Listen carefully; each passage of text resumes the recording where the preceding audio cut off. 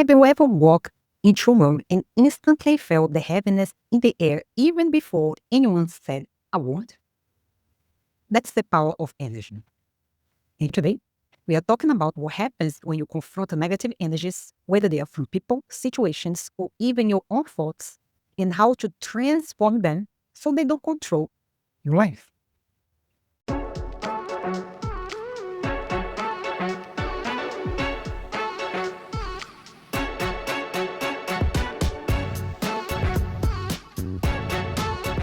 Hi there, my name is Kelly, and welcome back. If you're new here, welcome. Let's get started. Negative energy isn't always visible, but you can feel it. Oh, heck yes, you do. It can show up as tension in relationships, constant self doubt, thought work environments. Who has been there? Or even that inner voice that tells you, you cannot do this. From a spiritual perspective, negative energy lowers your vibration, making it harder for you to attract abundance and joy. You probably have noticed that. Now, from a psychological perspective, negative energy often shows up as rumination. You know those repeated cycles of negative thoughts that keep you stuck? I mean, if you didn't realize that, just start noticing. In fact, research shows that people who engage in constant negative thinking are more likely to experience anxiety and depression. And just to give you an example, a study published in Clinical Psychological Science found that rumination can intensify stress, even predicting future depressive episodes. So you see how the power of our thought, positive or negative, can affect us. So confronting negative energy isn't just a feel-good spiritual practice. It's actually a science-backed way of protecting your mental health, our mental health. That said, if you have not paid attention to your thoughts yet, I strongly suggest that you do so. Then you may ask, what actually happens when you stop ignoring or running from negative energy and instead you face it? We have a few things that may happen. Let's start with the easiest one, awareness. Awareness kicks in. The moment you limit the energy, whether it's fear, anger, guilt, or someone else's thought influence, you reclaim your power over it. Believe in that. Awareness questions this automatic cycle. And this is so true that psychology calls this cognitive reappraisal. That is the ability to shift how we interpret a situation. And studies show that people who reframe their negative experience reduce their emotional distress drastically. Another thing that happens is your energy transforms instead of expands. So, as you probably already know by now, energy is never stagnant. It's always moving, mutable. And what that means is that when you suppress your negative energy, it festers and grows. But when you confront it through practices like meditation, journaling, or even an honest conversation, you allow it to transform or transmute. And this is actually a beautiful thing.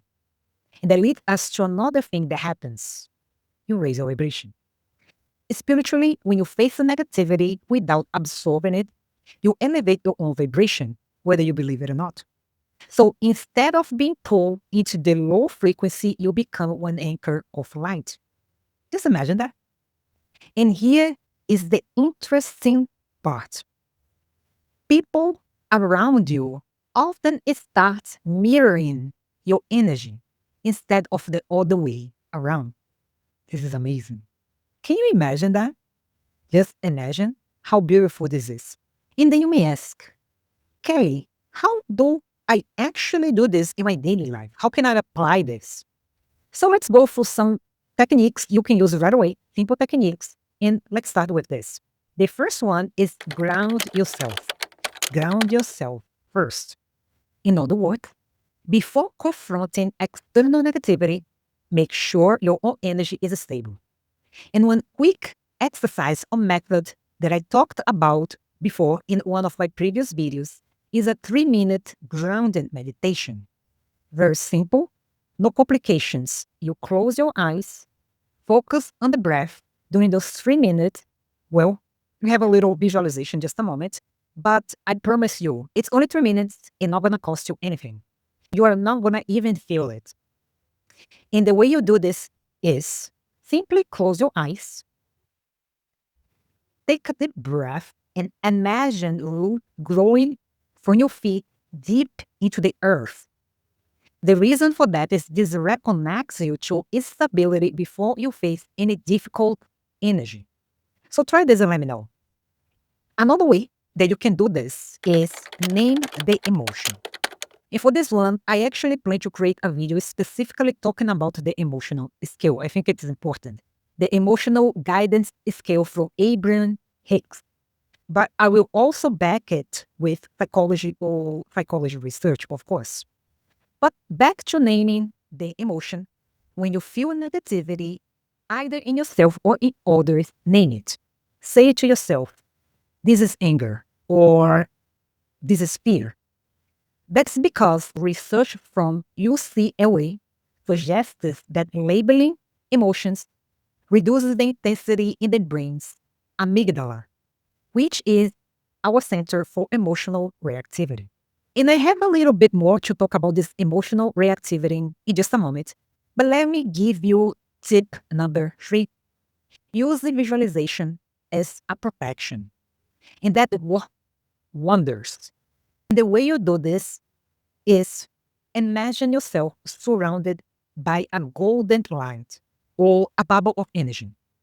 And please, this isn't just woohoo type of thing, because visualization has been shown to affect the brain in similar way as real experience. Remember, I keep repeating that our subconscious mind doesn't differentiate reality from fiction.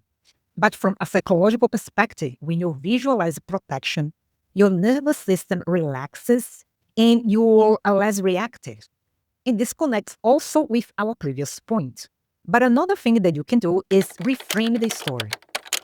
Let's say a coworker of yours is constantly negative, and you know that this can be very challenging and draining. Have you been there? But instead of thinking they are dragging me down, you can reframe it as they are showing where I need stronger boundaries. And this shifts you from victim to empowered creator.